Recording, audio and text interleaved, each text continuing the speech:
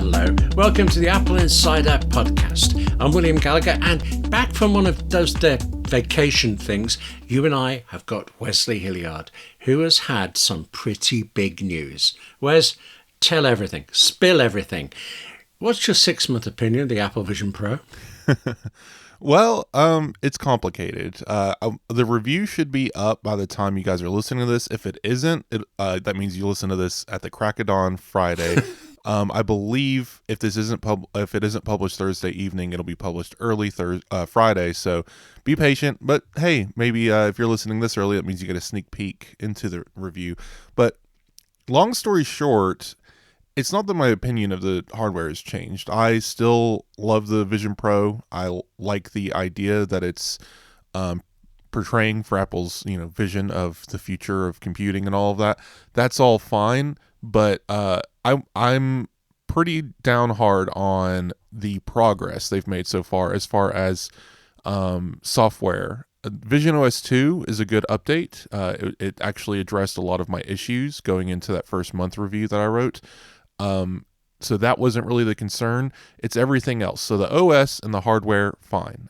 They're actually what lift up the product from just being an absolute problem. But it's everything else. The seemingly lack of commitment from Apple on entertainment, which is a big selling point of the device right now. While it's good it can be used for work. If I'm going to recommend it to someone, I'm probably going to recommend it over the exclusive content and games and things that you can do with it. And you can do all of it in under an hour right now, and that's still not great. So the developer story isn't there. Developers still aren't making apps for it. Top developers are just saying either they're not bothering, or the ones that have are not making any money. That's also because the user base is still very small. But Apple isn't providing any incentive, any evangelism programs. They've done this for other platforms in the past. So it's confusing to see such an important product launch with almost nothing from Apple pushing in the direction that we want it to go. Wow. I thought you were just going to say, yeah, it's amazing. It's 6 months in and I'm still using it. But what got me was the fact that it's 6 months. Yeah, but to you, it's 6 months. To me, it's about 3 weeks as it's been in the UK. And I tried it. One thing I didn't know sorry if everybody has already had the demonstration. It was new to me. Apple offers you different demonstrations depending on what you're interested in. And one of the things I said was, they get, I remember productivity, which I went for, entertainment must have been one of them. One of them, the one I didn't bother with was games. I said, no, don't bother. But they did show me an awful lot of sport. And I actually told the guy, I don't watch any sport, but I can't now understand why anyone would watch any sport in any other way than through Apple Vision Pro. When it's there, but it's not there. It took them 4 months to make a 6-minute sizzle reel of footage from a game that was played in December. I understand it's a difficult medium to edit, and they probably had other priorities, but it just sends the wrong message. I know third parties really can't record that kind of media yet. It's all in Apple's court to actually produce this media, but why aren't they is the question. There's a few TV shows in the immersive section, Boundless Adventure, the Prehistoric Planet stuff, and then we have one thing from Alicia Keys, but that's not, and Wild, of course. That's not much, and each of them only have one episode. There's a second episode to Adventure. There's as we record, the second episode of Wild is available. It's about elephants. I'll be checking that out tonight. But that's it. It's a very small catalog, and Apple set this thing up a year ahead of time. We knew Apple Vision Pro was coming in June of 2023. And it launched in February of 24. In all of that time, there's not one director in the world. There's not one video editor in the world. There's not one camera that records this stuff, right? Could they not have had several of these things recording in parallel? I understand it's expensive, but that's why it's an investment. People don't want to buy this product for $3,500 if there's nothing you can do with it that you can't already do on an iPad. And that's kind of the position I took in the review. Is not only did Apple have a heck of a lead time because they knew about it ahead of time. The world knew about it. It was no longer a secret, right? So it wasn't like they had to keep it hidden that they were recording this 3D content over that span of, 8 months or so. Yeah. And then here we are 6 months on from that, and we've got a few announcements of upcoming stuff. Submerged looks interesting. There's a couple of things, but where is this content and where are the apps? Why is there no app evangelist system going on? Apple should just pay Microsoft some unknown amount of money to bring Minecraft to Apple Vision Pro. It not being on this platform hurts. People want to be able to do the things. Like, you look at the failing Sony VR headset that they've pretty much given up on, and it still has games and products that exist in the VR space that should exist on Apple Vision Pro. And people are going to make those comparisons and wonder, like, why would I even bother when I can get a $400 failing Sony headset and do more games? And then as far as productivity goes, how can you get anything done if there's no apps on the platform? I'm lucky because Drafts lets you run it in the iPad version on the Vision Pro, but that gets back to it. The compatibility app folder is my biggest folder on the product. I'm running a bunch of iPad apps. There are a handful of very nice, well-made Vision Pro native apps, of course, not to disparage any developers, but they're so few and far between. We hit 1,000 a month or so after Vision Pro launched, and I'm sure we're well above that now. It could be tens of thousands for all it matters, but the apps that are there are either, it's very early app store. If you remember, we had so many FAR apps that Apple had to basically say we're not approving anymore, right? Yes. Vision Pro doesn't have that issue, but they do have a lot of fake pool apps where you can look at a pool table but not actually play. There's a lot of weird in-between apps that are kind of like demos for what could come later. And so the actual working apps are fewer and further between. And your actual use case, okay, I'm going to go get an RSS app. What's available? They're all bad. If I need a productivity app or a calendar, the Fantastical, I believe, has an app on the system. Carrot Weather is here, but outside of these core examples, you don't have much selection, right? I just wonder what's happening in this space and why Apple isn't pushing harder. Goodness, I'm quite rocked by that. I mean, I knew there weren't that many apps, but I know also OmniFocus, my beloved to-do app, is there. OmniPlan, Project Planet. These are really strong, solid apps. Because I knew they were there, I assumed, unthinkingly really, that others were coming along. But do you think they released the Apple Vision Pro a year too early? It's not that. It's a new platform, so don't take everything I'm saying as me discounting this product. Again, I wear it constantly. You guys made the joke I wear it 8 hours a day. I don't, but I do wear it quite a lot. I do use it not daily, but nearly daily at this point, because I have shifted further back to the iPad Pro because that M4 model is just so nice and a bit more portable and practical in a lot of cases. But Vision Pro is still great for a lot of different workflows. It's good for focused workflows. Like writing that review was awesome on the Vision Pro because I could just go to a lake and write without any distractions. So it does serve a purpose, and I'm not telling anyone not to buy Vision Pro. If you have the money and you're interested, go buy one. It is an interesting product, but understand that we are early adopters, and a lot of the things I'm describing are early adoption issues. Apple could have waited 5 years, and we'd still be running into similar issues. It's just, how are they course correcting is the problem. So again, go read the review. We can get more. I get more detail there, but the long and short of it is this: it released in February, and it's understandable that maybe developers couldn't get a hold of any kind of development hardware beforehand. Fine. It released in the United States then, and then further around the globe in June, July. So, okay, it's getting out there. Developers are getting their hands on it. It's a slow rolling process. I understand that. At the same time, Apple should be going door to door to the top developers in the App Store saying, hey, you made an amazing app for iPad or iPhone.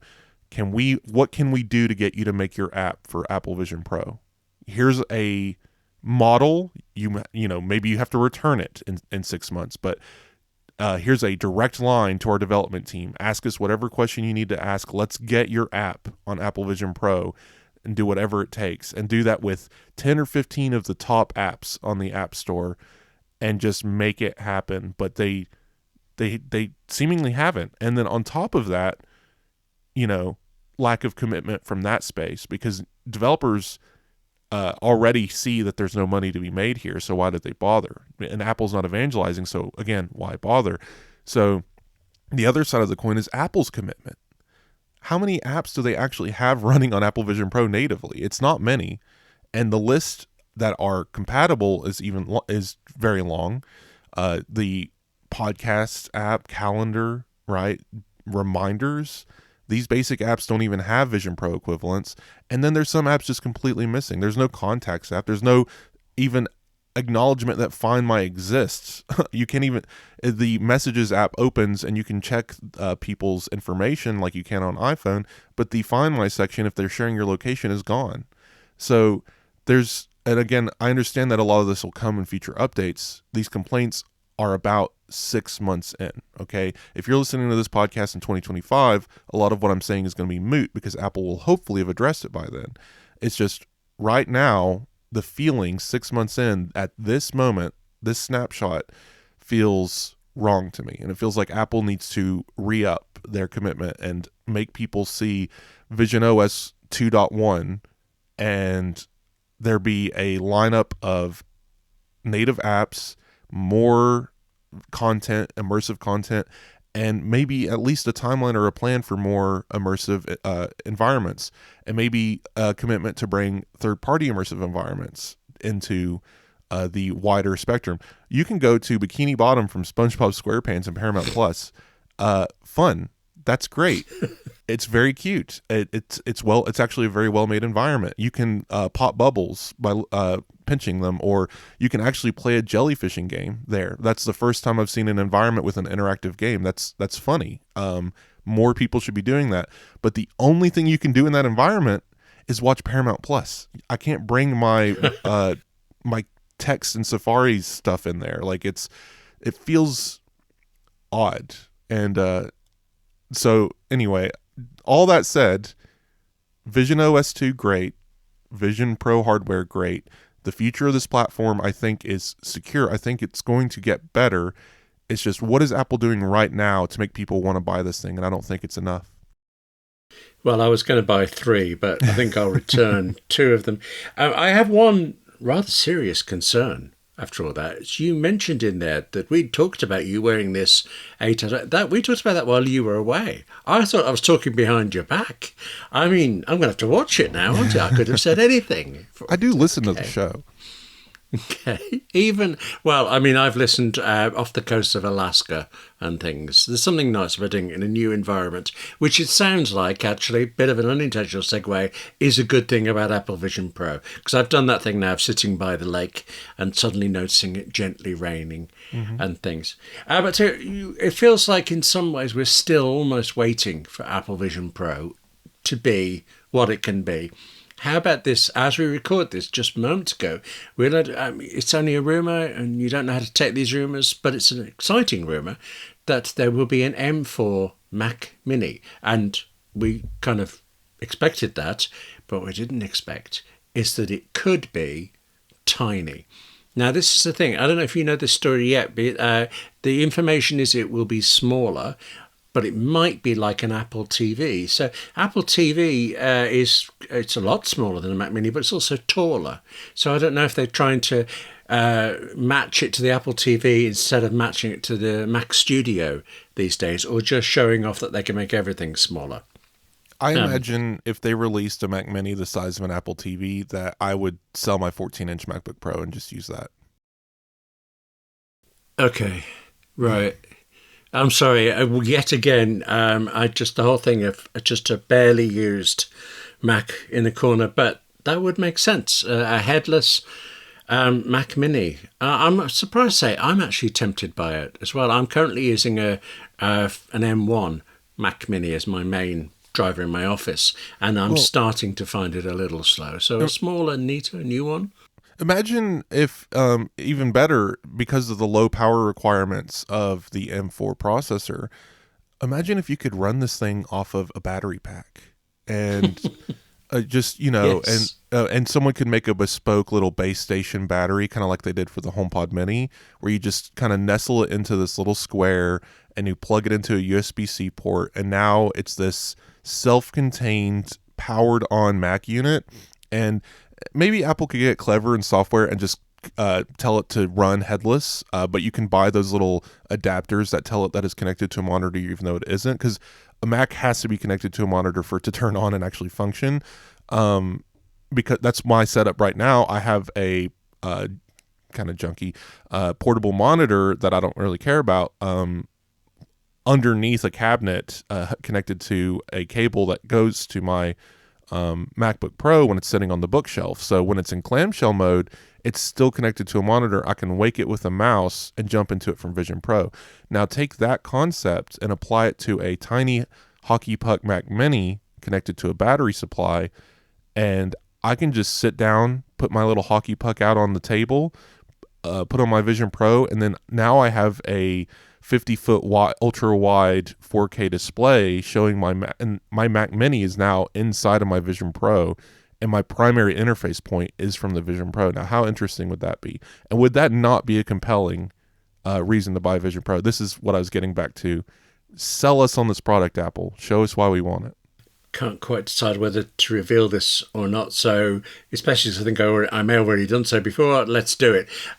About 4 months ago, I had to go somewhere overnight, and I actually took my Mac Mini with me. Nice. Because there's one particular thing I do that has one particular flavor of two-factor authentication, and I didn't set it up. I don't know how it worked or who did it, but the code only goes to that Mac Mini, not to any of my other devices. And I knew I'd need it that night, so I took the Mac Mini. But I did not take a display. All I took was the trackpad, the keyboard, and the Mac Mini. I switched it on. I left it for a few minutes to assume it would get to the password thing, typed in my password, and then after another couple of minutes, got a cup of tea, came back, and I used a VNC to look into the depths of it, got the 6-digit number out, and then shut it all down again. Actually, funny you mentioned that. Back a few years ago, and I'm sure I've written about it here somewhere, but I actually I have access to this Mac Mini still. I kind of donated it to a family member. It's an Intel one I didn't really care for anymore, but at the time I was using it as kind of a server kind of guy. I had a giant 10 terabyte spinning disk drive attached to it, noisier than anything on the planet, but it was headless, and I had to work really hard to convince it to stay headless. I didn't actually use any workarounds, so I guess with the Mac Mini it does actually run headless pretty easily, but I convinced it using scripting and shortcuts to turn on, authenticate, and run Sidecar, all from a Apple script that was executed via shortcuts on the iPad, and that was pretty handy. Now, I'm sure you'll never have to do this with your Mac Mini again, but Sidecar is always an option, and Apple script's pretty easy to execute remotely. You have to do like a ZSH command through the shell, and it actually, it's doable. If I can figure it out, William, I'm sure you can. Well, as soon as you start going into VHS means something else to me. But how about this? You brought this back from the depths of time. Somewhere in the 1990s, I had a loaner PowerBook from Apple, one of the very first color ones. And I'm writing an article. I'm on deadline. It's the morning I've got to deliver something. The screen completely dies forever. With the screen totally off, I was still able to use a trackball, as it was then, find the documents I wanted, drag them off to the floppy disk, and then eject the floppy disk, all from my memory of where the things were on the screen. Beat that. That should be an Olympic sport. You're your own built-in automator. Frankly, yes. You see, when I say it, I feel a tiny bit smug, and I say it out loud, and I feel a little bit silly, but it saved the day. So whatever anorexia I had at the time, it worked. speaking of old things, I did want to bring up. Sorry, me or the power book here. Let's be clear. Okay, a bit of both.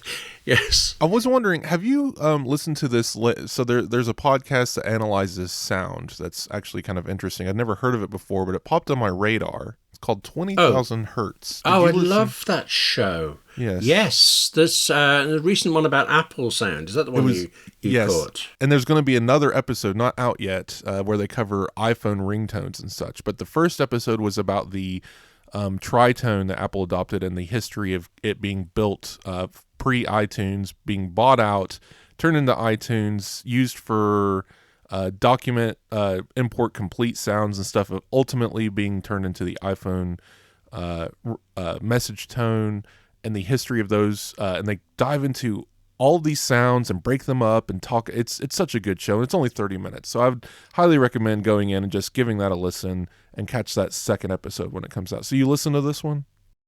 Yes, absolutely. I'm not every episode, but a lot of them. They also have a mystery sound every week, which I have not once in my life come close to working out. So that's a frustration. But actually, did you listen to the Apple one? Is what I'm asking. I listened to the first one. I obviously not enough. I remember I had to leave for the end. I was driving somewhere. I presume that's when they revealed the second one, because I didn't know that was coming. I'll definitely be at the very end they reveal. They're like, but this isn't the end of the show, and they play the classic iPhone ringtone, and they say we'll be back for another one. So I assume that there's going to be a second part to this.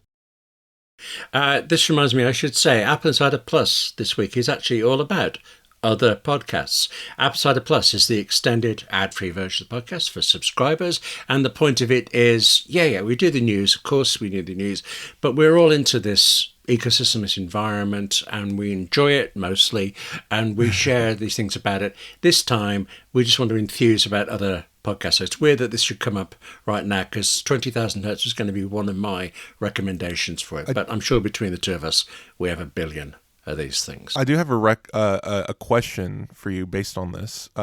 So text tones, ringtones, alert sounds, where do you stand? Do you have your phone on silent permanently forever, or do you allow some sounds to come through, and which ones? Do you customize your ringtones and text tones? I'm trying to think of the shortest way to answer this. Right at the moment, I am having a weird bug with iOS 18 in that not all the alerts are sounding, and I have this recurring thing of it going into Do Not Disturb.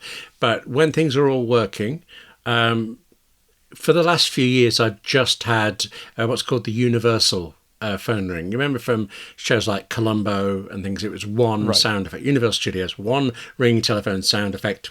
Got a copy of that. That's my ringtone.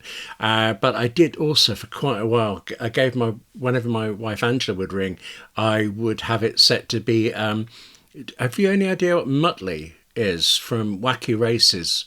That must be an American thing. Have you seen it? Right. I do know Muttley, yes. Right, that sort of sniggering. Yes. Yes, that's exactly what I've had. I have been in some really serious meetings when that's come out, and it's always gone down a storm. You know, you have a moment's fear of embarrassment, but then everybody likes it, and I think I may even have got work because of that. So that's really all I've done. I use default sounds, and funny enough, since the Apple Watch till about a year ago, I was permanent silence because I was getting tapped on the wrist for everything. I felt like, you know, it felt a little extreme to have loud noises alert everyone in the world that someone just liked my post or something like that. Just seemed kind of silly to me.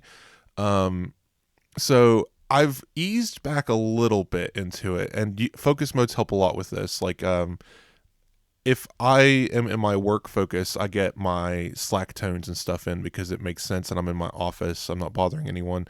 If I'm on my personal, only certain tones get through. It's very limited so I know if I hear a sound, it's probably important or from someone I care about.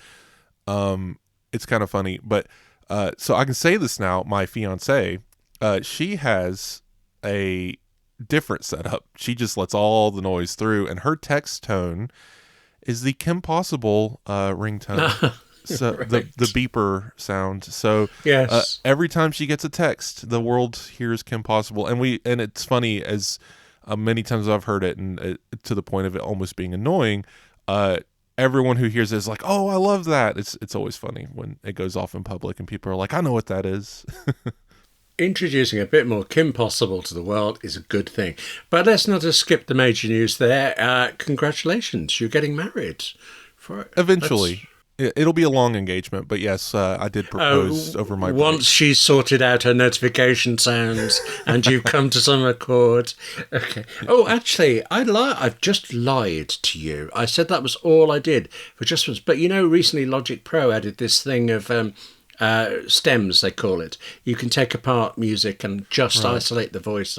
There's a couple of Kate Bush songs that I think, as marvellous as her voice is, I think the music in her music is underrated. And there's a couple of certain bits where I just utterly adore a certain riff for it. And I've lifted those out to be alarm tunes through Logic Pro. One last question, we can move on. Have you ever purchased a ringtone? I don't think so. No. Have you? I think so. Back in the day when it was more popular to have these novelty ringtones, I'm sure I bought some sort of theme, maybe Pokemon related. I can't remember what exactly, because this has been at least a decade. The ringtone store still exists. It's there. You have to find it. You can buy ringtones from Apple even today. It's wild. But I don't really remember. I do remember someone I knew buying the Stewie from Family Guy saying "Mom" over and over again, trying to get her attention as their ringtone, and that was pretty funny. But gone are the days of these custom wacky ringtones. Everyone's just marimba or tritone, and we've all matured. Mm-hmm. That's what it is. Okay. I remember reading, I never heard this, but I remember reading somebody that there was, I think they called it a Valley Girl thing, and it was actually a woman's voice going, like, beep, okay, or something like that. And that actually appealed to me a little bit. Songs? I didn't think it would have lasted. Songs. So if I remember from, there's two things that'll slightly date me because I'm not that old, but the funny thing is, I remember it being so popular, having a song about a phone as your ringtone. So like having the song be about answering the phone. Or do you remember, and I don't know if the UK even participated in this or not, but there was a time when you could set a callback song, or like a ringback song. I can't remember what they were called exactly. But when someone called you, instead of them hearing the ringback or whatever, they would hear a song play, and this was like a thing you could buy through like Verizon or whatever. This was a very Motorola flip phone era type thing. Did you ever encounter that? Completely new to me. Right.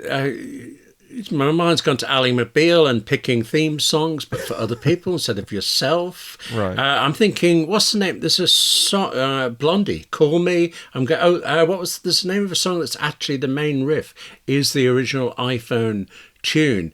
And I like the song, but I can't remember the name of it. I'm going to look that up and find it.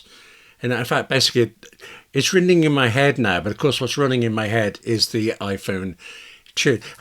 Well, I'm shocked actually at how much you've brought back, but on the other hand, they clearly didn't make a massive impact, or I would have remembered them. Spiderwebs by No Doubt. You just played that as your message. So you say leave a message at the tone, but you play Spiderwebs by No Doubt. If you do not know the song, go listen to it. Anyway. You'll get it. Spiderwebs. Spiderwebs. Okay, right. Well, let's talk music. Actually, just because I mentioned about AppleInsider Plus and the podcast stuff that we're doing about, this will not be it, but there's a podcast called Strong Songs, which did examine a Blondie track for an hour, going into every possible note of it. And it's a really good episode. But right after it, having heard the whole thing for an hour, I played the song. It popped up on Apple Music, and I was astounded how short the real thing is. I felt quite let down for it. But anyway, all of this, let's just try to bring this back to this vaguely Apple-related stuff. All of this revolves around the iPhone. Mm-hmm. And you know what? There's a decent chance. We're certainly within 6 weeks of the next iPhone. It might even just be 4, just about. 4 weeks to the iPhone 16. Are you excited? I mean, I don't know where I am on this anymore. Everything just blurs together. It feels like I just got my iPhone 15, but I'm on the annual upgrade cycle, so I'll still be getting the 16 Pro regardless. I keep forgetting that. Yes. Actually, how does that work? I mean, I understand how it works. You get the new one. You presumably hand back the old one. But how long does it take? Is there like a massive overlap where you're phoneless or no? Wait? So I wake up no longer at 6 a.m. now at a lovely like 8 a.m. Eastern time, because Apple moved the time up for us. Wake up, click the button repeatedly like everyone else until the Apple Store refreshes, orders my phone, same as anyone else, but I get to, I'll have it preloaded, the configuration I want, with all of my details already ready to go. The upgrade program actually makes it basically a 2-click process for ordering your iPhone. You get it in there under the wire, cross your fingers, hope you get it for day of release. It arrives, and then you have like 2 to 3 weeks to send your old one back. So I actually get some overlap with the new device, so I can do some comparisons and do photos with both devices and all of that stuff. So it's very handy for me as a reviewer and a writer to do the upgrade program. Presumably you have to wipe your old phone before it goes back. As long as the screen is intact, they don't care what condition it's in. But my phone's very clean, so it's not a problem. Oh, I was such thinking of personal data, but of course, yes. Whenever I've gone through the trade-in thing, it's asking about condition of various things. So, okay, it forces but really, you to factory reset it too, so you don't have to worry about that. Yeah. Can you remind me which iPhone you've got at the moment? Then iPhone 15 Pro Max. Pro Max. Are you just automatically going to actually on the upgrade program? Do you have to get the equivalent? You can get whatever you want. Pro Max again. You could get the iPhone SE if you wanted to. It'd be very silly of you to, but yes. Right, I'm sure somebody has, and carries on paying whatever the fee is. So are you happy with that? Will you go on to the Max, or are you going to consider your option? If they came out with an Ultra, I would get. I mean, like I'm going to get the biggest phone that they offer, just because I want the best camera, the best display. I want the shebang, like whatever, because even when they're in tandem and they release a Pro standards, like a 6.1 inch phone that has all the same stuff, I still want the bigger phone. I want all of the display I can get. If it was an iPad mini, I would still buy it. I'm honestly really torn this time. I was in an Apple store over the weekend examining the iPhone 15 Pro Max next to my iPhone 15 Pro, and it did make my 15 Pro seem very small. Mm-hmm. In fact, a woman from Apple came over and was enthusing, what a shock, there about the more expensive phone. And then she got out hers, and hers was a Pro Max, but it was in a case. And the case made it seem gigantic enormous compared to mine.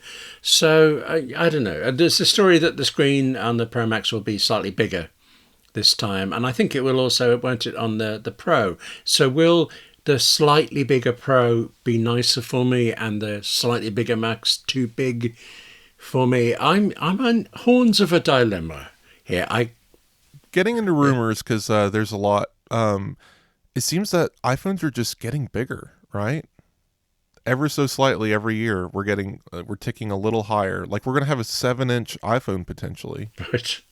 They're just tricking us every year. It's like the Apple Watch, where I think they've trained us to expect a bigger screen for it. Is this a bad thing? I don't know. I mean, with the watch, I really like the size of the screen of the Ultra. I really don't like the heft of the rest of it. That's put me off. But you mentioned about wanting the best photography and things. What do we know about the iPhone 17 Pro Max on the camera side? Because how much more can they put in? The 16 Pro Max. 60? Well, no. Let's go ahead. No, I didn't mean 16. You're right. What can the 16 have?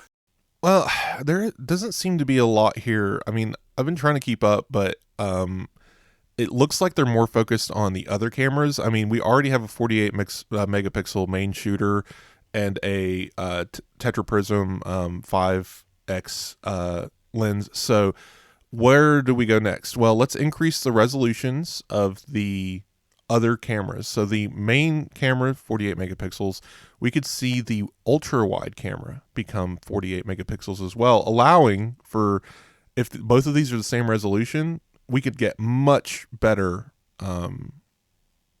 spatial video recording. Likely a very improved, like, actual 4K. It'd be interesting to see maybe frame rate increases. Maybe they could increase the frame rate of the main camera to allow for even better slow motion video.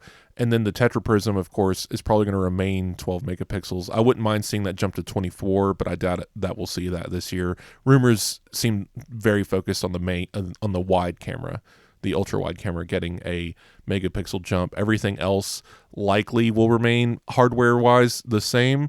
They'll just pull what they do every year, and they'll put a better image signal processor in the A17 Pro chipset or A18 Pro chipset. See, I always get confused which chip we're on because it's different from the phone. But yes, whatever chipset's in there will have a better image signal processor, better neural engine, will have better image processing. So overall, we'll probably see better night shots, better spatial video recording, a lot of the usual staples that Apple likes to promote, better portrait mode, maybe a new mode altogether. They did the cinematic mode before. Maybe we'll get a 4K cinematic mode with improved bokeh control and all of that stuff. I've tried using that, by the way. Have you used cinematic mode at all? I played with it, but whenever it was only in HD, and I needed it to be 4K for whatever I was doing. So I just thought, this is very nice, very clever, yes, and never went back. I don't know if it's improved or... So there's a problem. I'm not no, it hasn't. Okay. I'm not a filmmaker, but I do take a lot of photos. I understand photography basics. I'm pretty versed in photography. Video is a step up from that in a lot of ways, but I understand how it all works, and I can see what it's doing. And so I haven't had much opportunity to use the cinematic video feature because I don't record a lot of video. I'm very much a photographer in that way.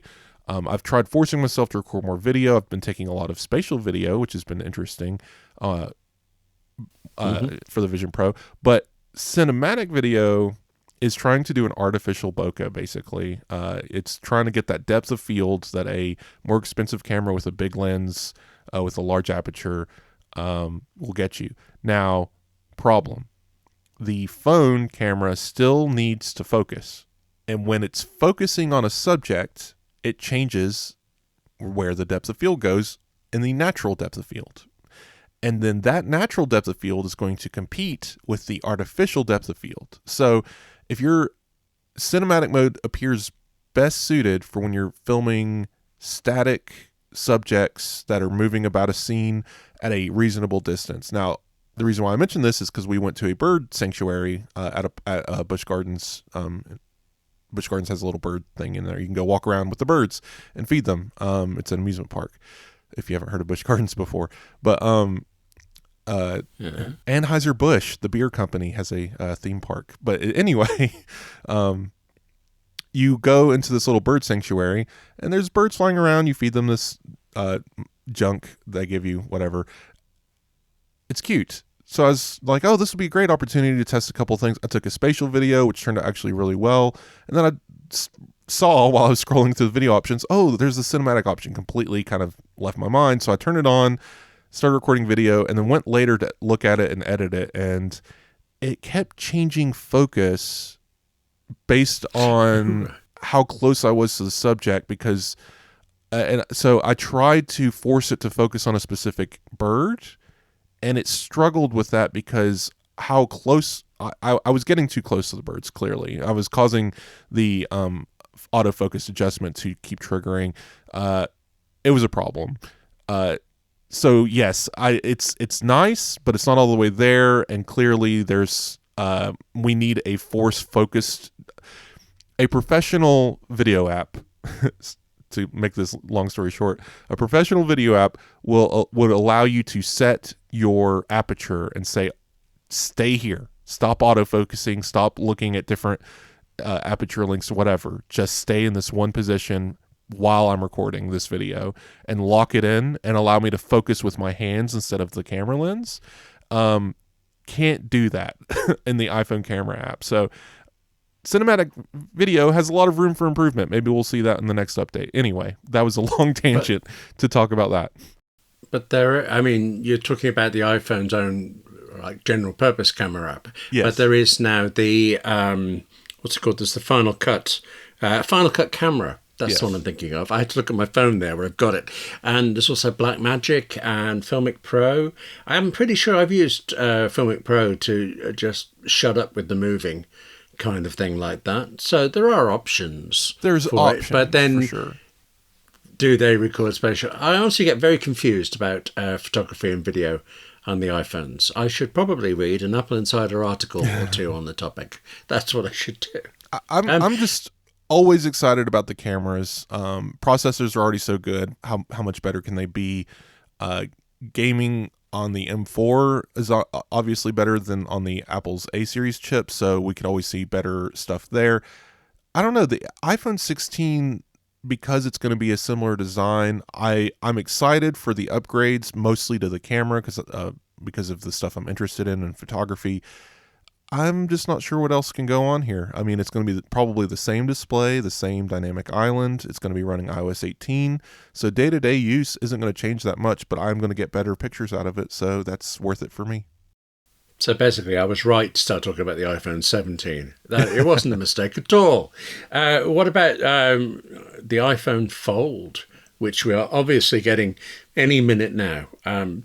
Would you be drawn to that? I love these rumors because, William, if you've been paying attention as long as I have, it's always almost been here. I mean, yes. I swear when the Galaxy Z Flip whatever in correct me if I'm wrong, 19 came out, any moment now Apple was going to answer Samsung with a flip phone, and it was just rumor after rumor after just no.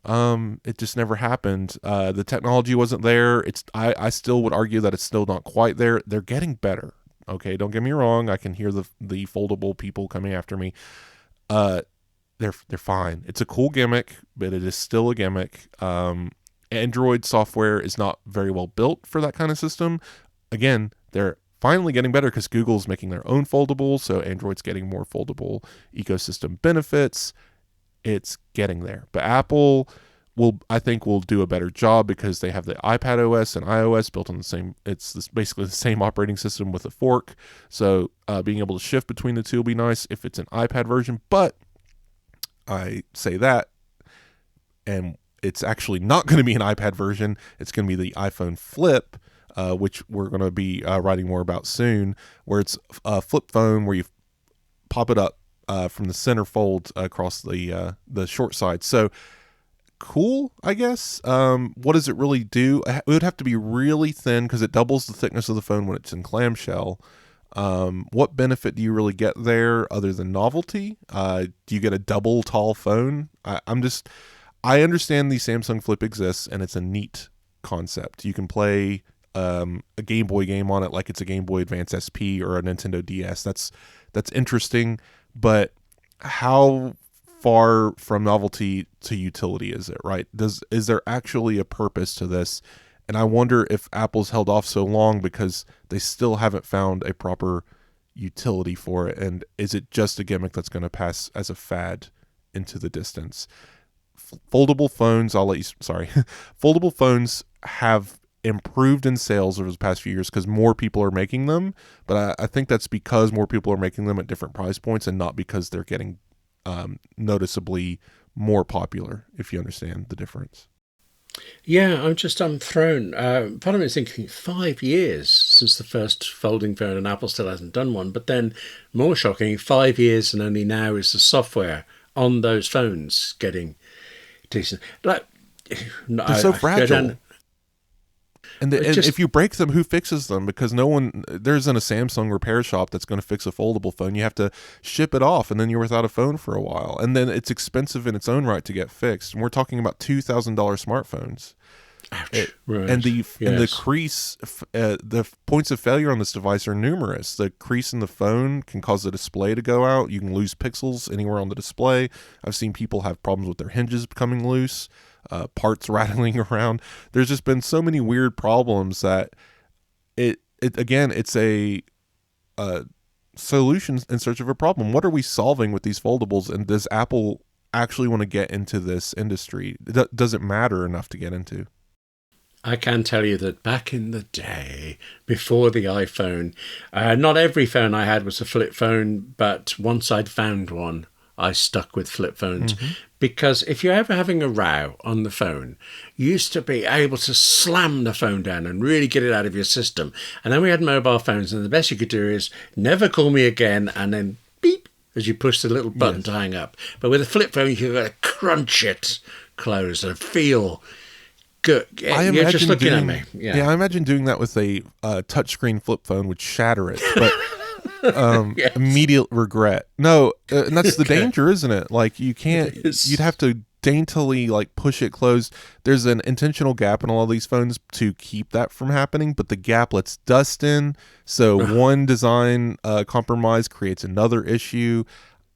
I don't see it as practical. It's fun. They're cool. Don't get me wrong. They're interesting. Like I would own one if they weren't astronomically priced, just to play with, just something, just a toy. But it gets back to that Android problem again. Where is the utility? Just like the operating system, at some point something's got to give. You just need it to be a phone and not be a toy. And flip phones right now still feel like expensive novelties. And I say that wearing a Vision Pro, but still, I understand the irony here, but it just feels like we're always almost there, but never quite. And by the time the technology is safe enough, good enough, no more failure rate problems, Apple can do it in a way that is just perfect, that by the time we get to that point, be it the iPhone 17, the iPhone 18, that the fad will have moved on and there will be better technology to pursue elsewhere. Okay, I'm just going to pause on the fact that you just said that about you saying this while wearing an Apple Vision Pro, but the Apple Vision Pro is here and you're using it. Most of what we're talking about just isn't. It's all rumors. Right back to the new Mac Mini stuff. Most of what we're talking about today is not here. And there is something that is here, which is the very latest betas. And I have so many questions about betas because the one thing I don't understand is I went through hoops to get my UK-based iPhone to believe it's in America so I could get Apple Intelligence and try it out. And I'm still not getting all of the bits that I know you have. Malcolm Owen on AppleInsider, he's not that far away from me. He's getting these things and I'm not. So I don't know what I'm doing wrong. But of the latest betas, have you had chance since you came back from holiday to try the new ones, and in particular the Safari distraction thing? Well, so we're at a conundrum here. There are two beta lines, and I'm on the 18.1 beta, so I do not have distraction control. Oh, that's why I haven't got it then. Right, I'm on 18.1 as well. Oh, okay. I was starting to take this personally, but no. Okay. 18.1 should get it any day, even as we record. It could. I haven't looked at the feed since we started recording, but it could potentially already be here. I don't know. But yes, anytime now, 18.1 will get their beta, whatever, 2, 3, and get the new features as well. But it's just not, it's not in 18.1 yet. It launched in 18.0, and it's not an Apple Intelligence feature. It is just a basic feature. And I guess we can get into that. Like, what do you think about distraction control and how Apple's trying to toe the line between eliminating annoyances and eliminating people's revenue? My very first thought was that there is one particular site. It's a Doctor Who site, a fan site, which has been going for so long. If you have any questions about anything, it's all in there. The material is brilliant, but the display of it is just horrible and feels like it's been getting worse recently. So the ability to just run my hand across the screen and get rid of some of those interruptions. They're not even necessarily ads. It's just weird displaying of certain things. To just wipe them out of my site, that appeals. But it's only one site, really, that I'm that fussed about. Are there any that annoy you that much? I don't know. I don't really use the web that much. I know I'm such an anomaly, but I don't use YouTube. I don't use TikTok. But like, doesn't use YouTube, doesn't use the web, doesn't use his Mac. I mean, I use the web. Oh goodness, what do I even do? I just sleep all day, I guess. Frankly, that's what it sounds like. Okay.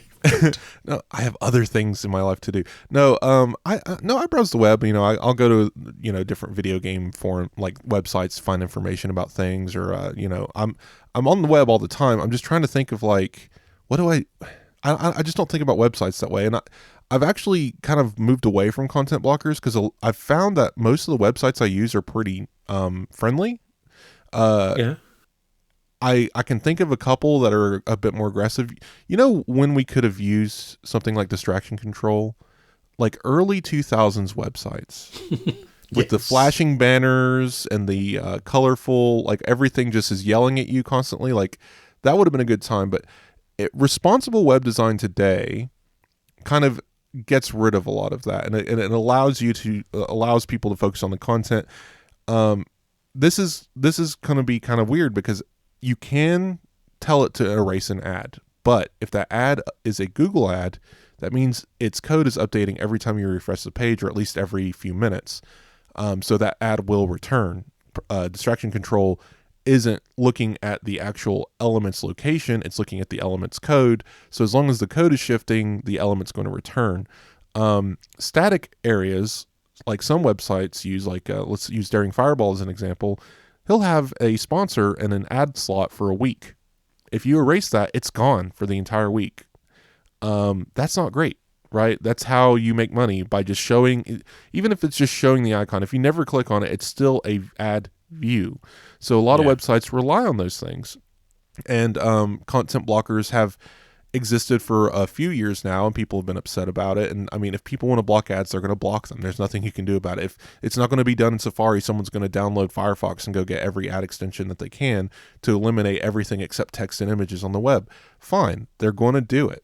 So I have seen a little bit of blowback. I remember a community in France reaching out to Apple saying, please don't do this.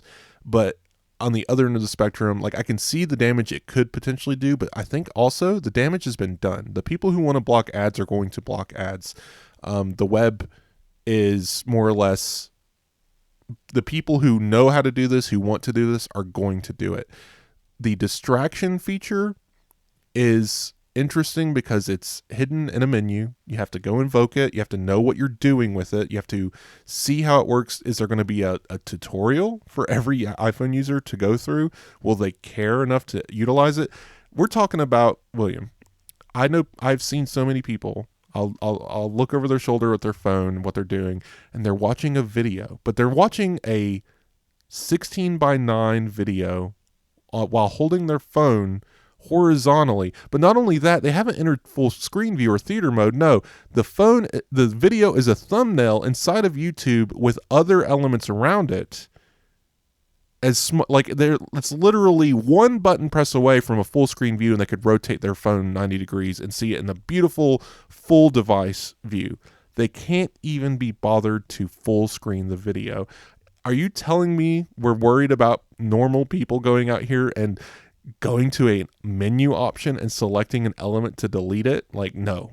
This is a power user feature if it ever was one, and the people who already are limiting ads probably already got rid of it. I think the best place this is going to be used, and hopefully this works, is we can finally kill the open this in this app view, or because those are permanent, or get rid of the accept all cookies banner or whatever. Like, eliminating those is a godsend. And for some reason, content blockers just don't understand how to handle those. There's workarounds a million. Maybe this being native to Apple Safari will help get rid of those better. That's where I can see this succeeding, but the average Joe just isn't going to care. They're already watching postage stamp size videos within an embed in YouTube. So I think we'll be fine. It's a sad world, isn't it? We go out and buy 66-inch televisions, and then we watch videos the size of your thumb. Mm-hmm. Okay. Recorded in 8K. Well, that's what you'd want. That actually, I presume I also don't have this. Another not as big a change, but one of the significant changes is that Apple has backtracked on the Photos redesign and got rid of the carousel. If I've got this right, the carousel was just a thing at the top that you could swipe and see a selection of photographs, and that was nice, but you didn't have to swipe, you didn't have to see them. My only problem with Photos is that I'm finding it difficult to get just to the videos section when I've just shot a video. I didn't have anything else with the carousel, but the carousel is gone. It was apparently a nice feature, but I can see it being a problem because people could open their Photos app and be like, where are all my photos? And not realize they have to swipe through a half dozen widgets to get back to the photo view. Like I can see that becoming an issue for the average user, especially if they didn't set it up and they accidentally swipe something away and then it's gone forever, or my photos are gone. What do I do? So that going away is a regression, but they still seem committed to the single pane view, which is nice. I do enjoy this single pane view. I hope more apps kind of figure out what new intuitive ways to implement this kind of stuff, because sometimes the multi-pane views get redundant. I want to see it where it works. I think in the Photos app, it works. Get in there and customize it. William, if you haven't actually gone through and organized how all of those little widgets are arranged, go in and try customizing it, because it's very useful, actually. Okay, I'll look into that for it. Sorry, I just hesitated on there because there's something else about the betas and things. I don't mind the carousel. I'm actually sorry it's gone, and it doesn't sound like I'm sure I'll play with the distraction thing just for the fun of it and then unplay with it. But there is a thing on the macOS beta, macOS Sequoia, that I actively dislike. As you're not really a Mac user, have you even come across the change to the permissions prompts that you get? I think I've used macOS Sequoia for about 8 minutes since June. Right. So, well, I mean, to be fair, I don't know. It's just not my operating system. I know what they're talking about, though, because I've now deleted it. I previously used Bartender, and then I have what's the Screenshot X is a particularly good one. Yeah. Yes, like that. Like I have that installed. I just haven't had much use for my Mac lately, so I haven't. I turn it on to update it and then shut it. Okay, moving on. But I am aware of this because I've seen people complaining about it, and we've seen this before. So yeah, I understand the anger and frustration and the many blog posts getting generated from this. Apple obviously overcorrected, and we'll explain what it is in a minute. I'll let you, William, because you'll be able to go more detail. But I've got a history with this. It's ominous voice. Yeah. If we remember Windows Vista and the ad making fun of this with what's his name, something long, Justin Long, Apple used to make fun of this very concept of nannying, babying users. And walking them through every permission. But the problem with this one is it resets every week for screen recording apps or anything that requires screen recording permissions or microphone access or anything like that. So there's no way to say, Apple, no, forever. I trust this app. I've had it installed for 20 years. Just trust it. No way to do that. You will be prompted randomly every so often to say, do you still want to do this? Now, I will say, that seems to be a conscious decision to at least weekly warn people of this. Permissions are also broken on beta right now.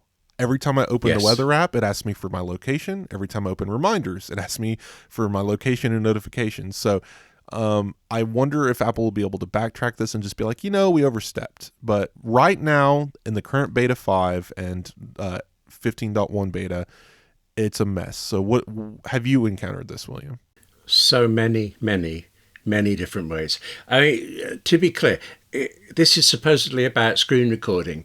That if you have an app that you use to record your screen once a week, Apple will do, just like you said, you want to keep doing this.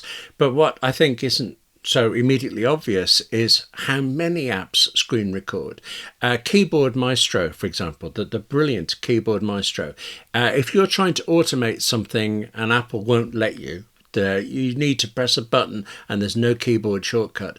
Well, Keyboard Maestro, it can kind of do keyboard shortcuts, but it can also look at your screen, and when it sees, say, the delete button, move the cursor to the center of that button and click it for it. But it does it using screen recording. You mentioned Bartender. I don't really understand why Bartender uses it, but it does. You're right. There are accessibility apps that do this. And then there are actual screen recording apps like ScreenFlow and CleanShot X and all of these. There's so many apps that need this, and once a week is irritating. But for some reason, and who knows why, on my particular Mac in my office, I have had a permissions bug for years where it will suddenly say you don't have permission to record the screen. And you have. You've gone in, you've set it up, you've said yes. And the answer, for some reason, is to say no and then to say yes again. So I've got used to being irritated by that. And in the last few weeks of the beta, it's been back and I thought a lot worse. Suddenly, I'm getting it every time I try to use CleanShot X, actually, is the one that I've been using the most, so it's the one I've seen it in the most. It comes up, I take a screen grab, and it says, are you sure? On the good side, it gives you 2 buttons, neither of which are no, by the way. It doesn't say, I won't have this. The options are go to System Settings, or go on then, carry on, continue to allow is the word. And given that continue to allow is at least quicker than my going to system settings, turning it off, turning it on again, I've been kind of half grateful for that. But the number of AppleInsider screenshots I've taken that I've so carefully positioned something to get it just right, to show just what I need, and the screenshot turns out to have this massive prompt in the middle saying, are you sure? It's been driving me a bit spare, and I put it down to beta bug going away, and then this week we learned not so much. Yes, you can hear I'm relaxed about this. Yes. There's some good things. Give me the good things Apple does with their privacy prompts. Like, I really enjoy the pop-up that says, this app has had access to your location. Here's everywhere you've been in the last week that it's been able to see. It doesn't do it very often, but when it does, it's appreciated. It's like, yeah, no, that makes sense. Like, I feel like for the average user that sees that, maybe they might think twice before giving Facebook their location access. Or the photos permission, it's like they've changed it to select some of your most precious photos. It's like if you give it your entire library access, it can see all these images. Like, I like those tactics. Like, it's smart, and they don't repeat too often. It's useful. And then you get to slightly more aggressive stuff, like a permanent red or green dot in your status bar for microphone or camera use, or the location indicator. Right. It's thankfully we're not Android yet. We don't have 37 icons in the status bar, but sometimes it feels like it could get that way. And then you take it a step further to, are you sure you want to give this access? I do like the new contacts permissions where you can technically give per contact access. I just still say no one gets my contacts, period. I wish more people would do that, but because that's a serious privacy issue. But then you look at the permissions, it's just another little tiny step further. Oh no, you've given this app screen recording permissions. Are you sure? And then asking that once a week, that's a step too far. Walk it back. Ask it once.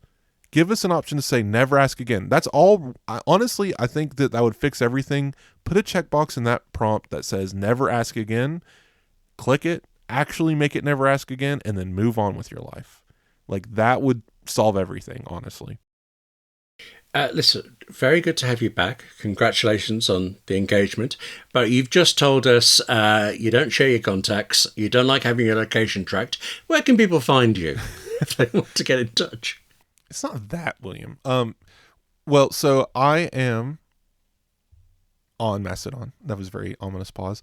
It was. Yes. Yeah, well, so I want to tell a little story. So Twitter, X, is increasingly a nightmare. So I decided I'm going to delete it. I'm done. I'm leaving. So I did. And then a week later, our web dev got a hold of us, said, you don't have a Twitter account anymore. What's going on? It appears to be deactivated. And I explained. He said, well, you might want to reactivate it because someone could go and take your username and then say whatever they want, pretending to be you. I was like, I guess I hadn't really considered that. So I went and reactivated it. And now there's still an X account for me, but now I've made it private. And I rediscovered a feature, if anyone's curious. It still works, called Tweet Delete. Now, apparently there's a GitHub script you can do for free. I don't know anything about any of that, so I paid someone $7 to do it for me. Tweet Delete, $7 a month. Do the subscription, then cancel it immediately. Will delete whatever tweets you want. If you go and request your data file from X and then give that to Tweet Delete, it will delete every tweet in your history, and I have done so. So my 3,000 tweet library is now 0, or 22, but it can't find them because they're not there.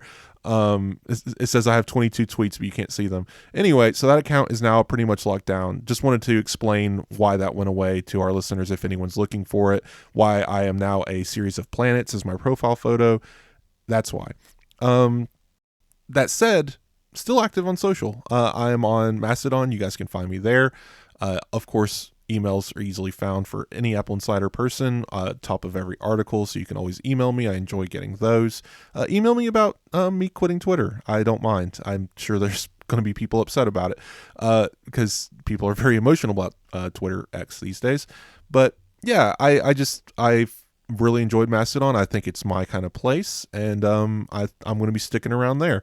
William, what about you? Have you found love on Mastodon yet? Or are you still bouncing around the interwebs? I'm still adrift, but I don't know what it was. There's something about the whole Twitter felgicub that just kind of soured me on social media. I find I'm getting a lot of emails, and I love that. I really like that one-to-one contact, have a gas with people.